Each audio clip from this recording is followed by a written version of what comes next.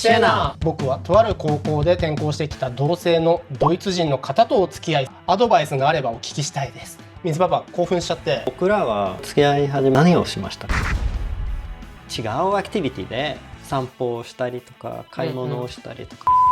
するとかもいいかもね。そしたらあ、それはいいアイデア。セックスを奨励するわけじゃないし、こうやんなきゃいけないことじゃない、もし興味があるんだとしたらやっぱりパパトーク。シェナ。皆さんこんにちは。二人パパのみっつんとリカ。はい、ということで久しぶりのトーク動画ですけれども、2人で、トーク動画するの結構久しぶりになります。そうね。1年ぶりぐらいです。なんかトーク動画あんまできなかったよね。まあでも今日はちょっとタイトルにもあるように、ちょっと久しぶりにコメントにお返ししようかなと思って、コメントでちょっと質問が届いていたので、それにちょっとお答えしようかなと思います。はい。でなのでこれはトーク動画がいいなと思って久しぶりにトーク動画セッティングしたら1年ぶりぐらいでした。ちょっと面白い質問ですよ。そう。であとなんかそこでコメントで普通に返そうかなと思ったんですけど、なんか結構長くなっちゃうし、トピックとして面白いトピックもあるな、自分たちにすごい関係があるなっていうので、取り上げようかなと思いました。なんとそのコメントをくださったのが16歳の現役男子高校生の方です。16歳。はい。ということでそのメールからね最初にご紹介したいと思います。はじめまして、16歳の男子高校生です。質問なのですが、僕はとある高校で転校してきた同性のドイツ人の方とお付き合いさせていただいているのです。ですが僕自身も初めての国籍違いでの、しかも同性でのお付き合いで、どうしても勉強しても言葉の壁が越えられない時があります。その時はどうしていたのでしょうか？アドバイスがあればお聞きしたいです。ということで、同性カップルでしかも、国際カップルってことで、言葉の壁をね感じてらっしゃるっていうことなんですけれども、まず最初にこれをねメールいただいた時にちょっと水パパ興奮しちゃって、すごいそんなハートストッパーみたいなことあんのみたいな。俺今ハートストッパーすごい好きだから、ネットフリックスとかあと漫画コミックもあるんだけど、なんかハートストッパーを僕見てると、なんかもう自分たちが高校生の時にそんなことを想像もできなかったような青春がそこにあるわけ。もう眩しすぎてなんか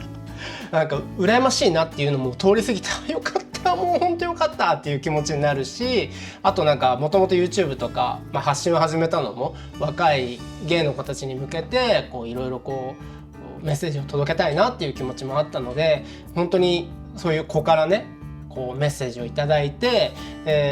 しかもちょっとお悩みがあるっていうことなので、これはぜひ、お答えしたいなと思ったわけですよ。それでリカにねすぐ相談して動画撮ろうって話になったんだけど、どうだった？このまずコメントを聞いて。でもよくわかる問題だと思います。なんか言葉が使わないとなんかそれ心配になるでしょ。とてもなんか好きな人がいたら、でも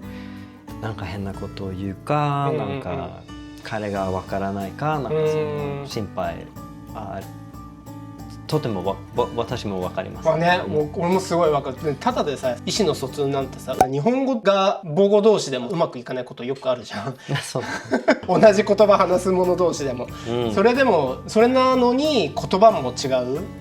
ていう感じで、しかもなんかその方、ドイツ人の方もまだ日本語が上手じゃないし、そのメールいただいた子ももちろんねドイツ語も勉強してるけどっていうことだったので、なかなか難しいとは思うんだけれども、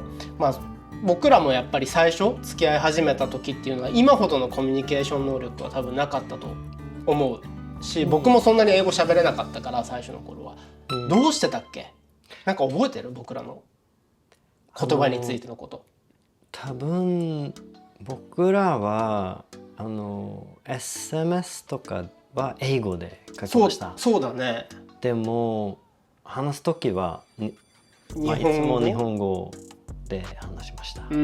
それは最初の 1,2 年間ぐらい。そうだね。でも今でもまだ英語でメールを。そうだね。メールとかはだいたい英語が多いよね。喋る言葉は日本語の方が多いかな。そうですね。話す内容によっては英語になることもスウェーデン語になることもあるけど、一番多いのはやっぱり日本語かなって思ったりしてるね。そうまあだから本当にその気持ちがとても分かるし、なかなか個人によってそのカップルによってもいろんなシチュエーションが違うからアドバイスになるか分かんないけど、高校で自分は日本人、相手はドイツ人、お互いの言葉が喋れない、でももうお付き合いはしてるってことだから、まずお付き合いできたのがすごいなと思うんだけど。そうですね。多分まあ僕らは最初付き合い始めた何をしましたか？言えないこともでもなんか友達とよく遊びに行きましたとか、公園でピクニックをしたりとか。でも私日本語ペラペラではなかったけど、なんか結構コミュニケーションは問題はありませんでした。そうだね。でもなんかさっき言った通り喋りは日本語だけど、書き言葉はなんていうの、英語にしてたりとかしてたから、まあそのコミュニケーションってその言葉だけじゃないし、なんかそれ以外の方法で何か伝えられる方法がないかなって思ったりはしたかな。でしかも今さ、もうチャット GPT とかすごいじゃん、翻訳能力が。そうですね。なんか最初はとりあえずチャット GPT でお互いになんか気持ちを自分の言葉で言って、で素直な気持ちをなんて翻訳してもらって伝えるとかいう風でもいいんじゃないかなとは思うけどね。その勉強自分が喋れるようになった方がもっとシンプルだからもちろんいいと思うけど、なんかそういうこうテクニカルなものサポートを受けてやるのはいいのかなってちょっと思ったりするけどね。そうですね。でもなんかデートするとなんか2人だけで喫茶店に行ったり、なんか喋られないとちょっと難しいでしょ。なんかそういうシチュエーションはちょっと分かります。公園行ってベンチ座って何喋ろうとか喋らなきゃいけない状況、カフェとかだとちょっと大変だよね。でも違うアクティビティで散歩をしたりとか買い物をしたりとか、あとカフェ行って一緒に勉強するとかもいいかもね。そしたらそれはいいアイデアね。お互いの言語を喋んなくてもいいけど隣にいて、で何か聞きたいことあったらその時だけ聞くとか、そういう勉強じゃなくてカフェに2人でただ座ってるだけだと気まずいもんね。そうね。でもうちらさ結構リカがさハイキングとか誘ってくれたじゃん。そうですね。それは良かったね。おすすめですね。さっき言ってたアクティビティってそういうこと？そうハイキングとか山登りを好きかどうかもありますけどそういう外行ったらなんかあんまり喋らなくてもいいでしょ。なんか綺麗な森の中で歩いたり。これは乗っていい？崖崩れ。あとなんか俺ハイキング好き、あんまりその頃さやったことなかったけどリカに誘ってもらって結構好きになったのが、一つさゴールがあるじゃん。あそこまで行こうっていう、なんかすごいそのゴールをさ共有してなんとかな、その道のりも共有して、やったここまで来たねっていう瞬間があるとなんかこう達成感もあるし、何かこう有意義なことをしたような感じはするし、あと登ってる最中ずっと喋んなくていいもんね。そうですね。もちろんなんか気になったら綺麗な景色だねとか、なんかあそこの木ってなんていう木だろうとかそういうことはあるかもしれないけど、でもなんか基本的にはそのゴールがあるから喋んなくても別にいいみたいな感じはするよね。ちょっと喋ってその後静かになっても OK です。そうだね。オークワードにならないよね。そうオークワードにならない。それはちょっといいと思う。じゃあハイキングも一押しですね。それ街の中でもできるでしょう。そうだね。この前オリエンテーリングの動画出して、日本そんなオリエンテーリングはないかもしれないけど、あれもさあるチェックポイントをこうあれじゃん、行くじゃん。でそれでゴールを目指すみたいなところがあるから、ただただ散歩して当てもなく歩くよりもそういうのがあるといいね。例えば東京だったら山手線を一駅ずつ巡るとか。そうですね。あとはデートを美術館かその外にある公園のパーク、ギブリミュージアムとか、そういうところ。あと東京の方でしたっあ、わかんない。どこかっていうのは書いてない。書いてない、うん、でも、よくある東京で古い建物とかそういう、美術館、アウトドアのミュージアムってこと？アウトドアミュージアム、はいはいはいはい、なんだっけそれ、ちょっと古い建物あったね、なんか建物美術館みたいなのあった気がする、そういうとこ行くといいかもね。確かに。そうですね。まあ、とても古い建物もあるし、明治時代とか、そうね。まあお互い好きなものがね、あるといいよね。そう。例えばドイツ村に行くとかね。千葉にあった気がする、ドイツ村。行きたい。行きたい？だからそこドイツの方が近いよ、ここからだったら。そうですね。まあそうね。まあでもほらまあちょっとさ、高校生の恋愛をもう思い出せなくて分かんないんだけど、さっきも言ったハートストッパーとかは見てると、高校生の子たちのデートって、まああれイギリスのドラマなんだけど、結構一緒にこのラップトップで一緒に映画を見るとか、ネットフリックスで映画を見るとか、まあそういうこともしてるっぽいんだよね。ちょっとスナック食べながら、それもずっと喋んなくてよくて、しかもそのどっちかの言葉が分かる英語を音声で聞いて、もう片方は字幕で見てとか、そういう感じでこうなんていうかな、共有できる方法もあるよね、一緒に時間をね。それとてもいいアドバイスだと、うちらも多分それはやってた気がする。俺は最初本当日本語メインだったから、特に、映画館もそういうそうだね、チャンスがあるね。そうだね、映画館いいよね。ハートストッパーとか見てても思うけど、グループで遊んだりもしてるよね。そうですね、なんかダブルデートとかってわけじゃないけど、やっぱりその一つこう仲間、友達がちゃんといる中でならないっていうのもいいのかなとは思うかな。そう僕らは最初会った時、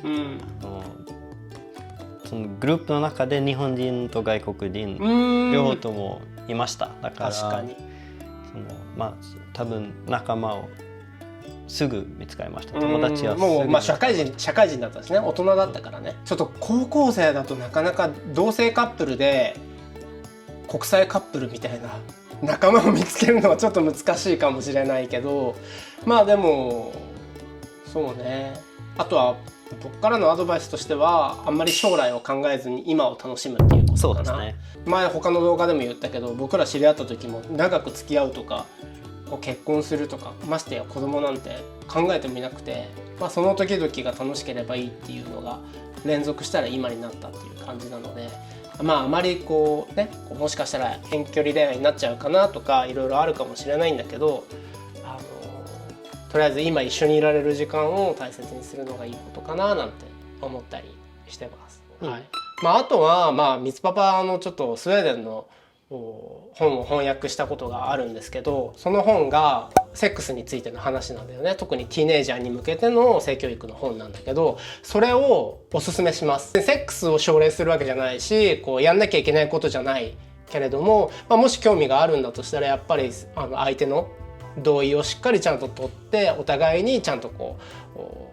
同意があった上でことを進めたりとか、それからセーフセックス、ちゃんと安全な状態で相手のことを愛することができる、そういう風にしてもらいたいなっていうのは、ちょっとおじさんからちょっとちゃんとしたアドバイスとして言いたいなと思っています。本のね、本は日本語で翻訳した本が僕が翻訳したやつがあるし、ドイツ語でも多分出てると思うんで、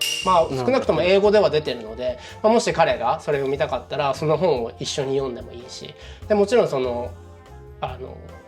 男女間のセックスについても語られてるけど、男性同士でのセックスについても語られてる本なので、何か不安があったらそういうのを見て、いわゆるポルノとかを参考にせずにそういうもので、勉強してもらえばいいなと思います。でももう一度言うけど、しなきゃいけないものじゃないので、もししたくなったらそういうのを参考にしてもらえるといいのかなって思います。あとレレーションシップの話もあるでしょう。その本。そう、もちろん、確かにセックスだけじゃなくて、どうやって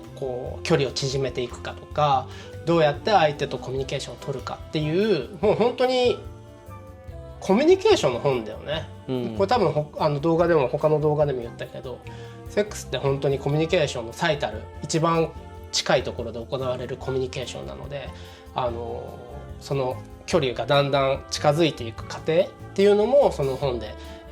書かれているし、アドバイスもいいアドバイスもいっぱいあるので、よかったら読んでみてほしいなと思います。ティーネイジャーだけじゃなくて大人の人にも読んでもらいたい本だったりするんですけどね。はい。そんな感じでいろいろね、こう僕らが思いついたことを言ったわけなんですけれども、なんか言ってみて今思ったのが、なんかこれって別にコミュニケーションの問題だから、もちろん言語の壁はあるとは思うんだけど、最初に言った通り日本人同士でもスウェーデン人同士でも言葉が分かる同士でも結構コミュニケーションってできる人できない人ってあるし、それだけじゃないから実はもっと違う部分があるのかなと思ったりする。でだからなんていうのかな、相手が同性であろうが同じ言葉を喋る人であろうが、大切にしなきゃいけないっていうのは、相手をやっぱ一人の人間として見るっていうことだし、なんかたまによく聞くのが、外国人の彼氏とうまくいくにはどうすればいいですかみたいな質問とかも来るけど、なんか外国人の彼氏っていうカテゴリーで見てしまうとやっぱフィルターがもう1枚入っちゃってるので、相手の人を一人の人間としてリスペクトを持ってこうお付き合いをする時間を過ごすっていうことを大切にしてればいいんじゃないかなっていうふうには思う。でそれはこの質問いただいた16歳の男子高校生の方だけではなくて、多分今見てくださってる、全ての方にも共通すると思うし、独身の方も独身じゃない方もそうだと思うので、それをちょっと最後にちょっと感じたかな。そんなこんなで、久しぶりにトーク動画を進めてきました。本当に、たまにねこうやって気になる、コメントがあったらぜひ動画の方でお答えしていきたいと思いますので、どしどしとコメント欄の方に、書き込んでいただければと思います。リカパパ何か最後に言いたいことありますか？何も準備はしてないから何もない。はい、ということで今日の動画はここまでにしたいと思います。もう一度やろうか、それ。トランシション？大丈夫。今日の動画はここまでにしたいと思います。最後までご視聴いただきありがとうございました。グッドボタン、それからコメント、チャンネル登録の方もぜひよろしくお願いします。また次回の動画でお会いできるのを楽しみにしています。ヘイドー。ヘイドー。こっちだったカメラ。